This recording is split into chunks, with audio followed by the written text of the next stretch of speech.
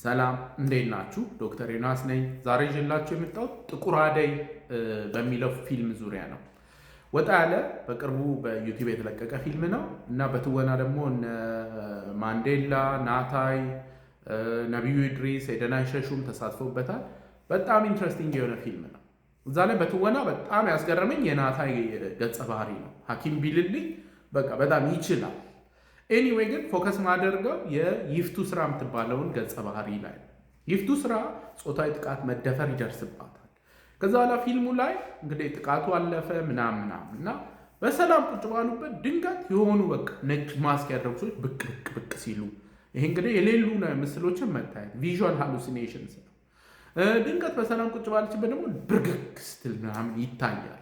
ይሄ በጾታዊ ጥቃቱ ምክንያት የመጣ ትሮማ ሪስፖንስ ነው እና ጥቃት የደረሰባቸው ሰዎች ሰውነታቸው በቃ ከሌላው ሰው በተለየ መልኩ ድንግጥ መበርገግ ምናምን ያጋጥማቸዋል እና አንዳንድ ጊዜ ምን እንደሚያስደነግጣቸው ራሱ አይታወቅም።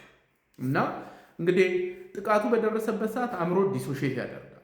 ስለዚህ ይህ እንግዲህ ፍሮንታል ኮርቴክስ የምንለው ኦፍ ያደርጋል፣ ፔንፉል ስለሆነ ማለት ነው። ከዛ የተፈጠረውን ነገር ብዙዎቹ ጥቃት የደረሰባቸው አያስታውሱትም ምን እንደተፈጠረ ራሱ። አእምሯቸው ግን የተወሰኑ ነገሮችን ሴቭ አድርጓል። ስለዚህ በጥቃቱ በደረሰበት ወቅት በአካባቢው የነበሩ ድምፆች ሊሆኑ ይችላሉ፣ ሽታ ሊሆን ይችላል፣ ያዩት ነገር ወዘተ ቆይቶ ሌላ ቦታ እነሱ ግንኙነቱን አያውቁም፣ ግን ያንን ተመሳሳይ ሽታ ድንገት ብርግግ ይላሉ። ያንን አይነት የሆነ ምስል ነገር ከታያቸው ብርግግ ይላሉ።